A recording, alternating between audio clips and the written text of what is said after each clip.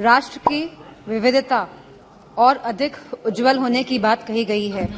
वहीं देश की एकता मजबूत और अटल होने की भी बात करी गई है।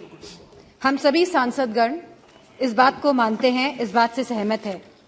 लेकिन लगभग एक दशक से जिस विश्वास के साथ देशवासियों ने 2 बार एक स्थिर सरकार चुनी है, जहां आत्मनिर्भर बनने की बात कही गई है, जहां भ्रष्टाचार मुक्त होने की बात कही गई है, जहां स्मार्ट सिटी की बात कही गई है, जहां कालाधन वापस लाने की बात कही गई है, वहीं आज हमारे समक्ष हिडेनबर्ग की भी रिपोर्ट आई है, जहां मैं समझती हूं कि सरकार प्रतिबद्ध है देश के प्रति कि उसे जवाब देना पड़ेगा कि हिडेनबर्ग की रिपोर्ट में क्या सच्चाई है। जहां हमारे किसानों ने 2014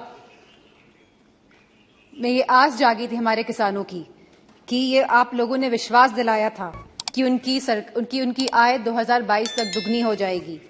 वह किसान आज भी ये आस लगाकर बैठा है कि उसे सब्सिडी में बढ़ोतरी मिलेगी, कि एमएसपी के सही रेट्स मिलेंगे, पैदावार के लिए मंडियां की व्यवस्था उनको दी जाएगी। एक समय ऐसा था जब किसान विश्वास के साथ आपकी तरफ देखता था। वही किसान आज निराशाजनक आंखों से आपकी तरफ देख रहा है। जहां युवा शक्ति की बात हुई, युवाओं में भी बहुत जोश उत्साह था 2014 में कि लगभग 2 करोड़ नौकरियां दी जाएंगी प्रति माह।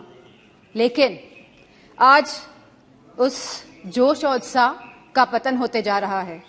आज जहां अग्निवीर जैसी योजना लेके आई है सरकार, तो उनका आत्मविश्वास तोड़ने का काम किया है सरकार ने। यह कैसा अमृतकाल है जहां युवाओं के पास नौकरियां नहीं हैं, जहां किसानों के पास खुशहाली नहीं है और जहां महिलाएं अपने आप को सुरक्षित नहीं मान रही हैं। एनसीआरबी के आंकड़े अगर आप देखेंगे तो यह पाएंगे कि लगातार यौन उत्पीड़न और शोषण के मामले बढ़ रहे हैं और खास तौर पे उत्तर प्रदेश में लगातार ये मामलों में बढ़ोतरी हो रही है। जहां महिलाएं, जहां हमारी माताएं बहनें जो रसोई में काम करती है वो लगातार महंगाई से लड़ रही हैं, जहां हमारे सिलेंडर के भाव बढ़ रहे हैं, जहां पेट्रोल डीजल के भाव बढ़ रहे हैं, जहां खाद्य पदार्थ के भाव भी बढ़ रहे हैं, दालों के भाव बढ़ रहे हैं, वहीं दूध के भाव भी बढ़ रहे हैं। आयुष्मान भारत योजना के तहत के अंतर्गत कार्ड तो बने हैं, लेकिन स्वास्थ्य सेवाएं उपलब्ध नहीं हो पा रही है। और जैसा कि दानिश सर ने कहा कि डॉक्टर नहीं है अस्पतालों में, और यूपी में गोरखपुर और रायबरेली में जहां एम्स हैं वहां पे भी सहूलियतें नहीं मिल पा रही हैं क्योंकि डॉक्टरों की सुविधा नहीं है, डॉक्टर की कमी है। मेक इन इंडिया के अंतर्गत सरकार कई करोड़ों रुपए खर्च कर रही है जहां प्रचार में, वहीं उत्तर प्रदेश में एक भी बड़ा कारखाना नहीं लगा है।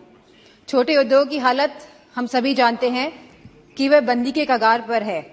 वहीं सरकार लगातार आयात को बढ़ावा देकर अपने कुछ पूंजीपति दोस्तों को, अपने कुछ पूंजीपति मित्रों को आगे बढ़ाने का काम कर रही है।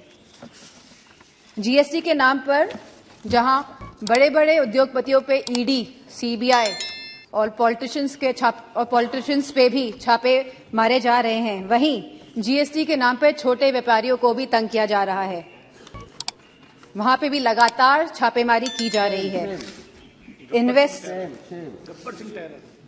इन्वेस्टमेंट और इनोवेशन के नाम पर जहां पे लगातार एमओयू साइन हुए जा रहे हैं, करोड़ों करोड़ रुपए के एमओयू साइन हो रहे हैं स्पीकर सर, लेकिन एक भी इन्वेस्टमेंट धरातल पे नहीं उतर रहा है। जो सरकार यह दर्शा रही है कि हम स्वर्ण काल में जा रहे हैं, जो सरकार यह दर्शा रही है कि देश आगे बढ़ रहा है, तो मेरा मानना है जहां रोजगार नहीं है, और हम कभी गरीबी नहीं हटा सकते जब तक हम लोग रोजगार अपने युवाओं को नहीं दे पाएंगे। महाराष्ट्र महामहिम राष्ट्रपति जी ने कहा कि सबका विकास और सबका साथ की बात भी करी है, लेकिन उत्तर प्रदेश में नियुक्तियों में सबसे ज्यादा भेदभाव भाजपा की सरकार में हुआ है। यदि कुलपतियों और प्रोफेसरों की नियुक्ति को देखा जाएगा तो सभी वर्गों को सम्मान नहीं मिला है। जहां राष्ट्रपति जी ने अनुसूचित जाति, जनजाति, पिछड़ा वर्ग, अति पिछड़ा वर्ग की भी बात करी है, लेकिन जातिगत जनगणना की बात नहीं हुई है।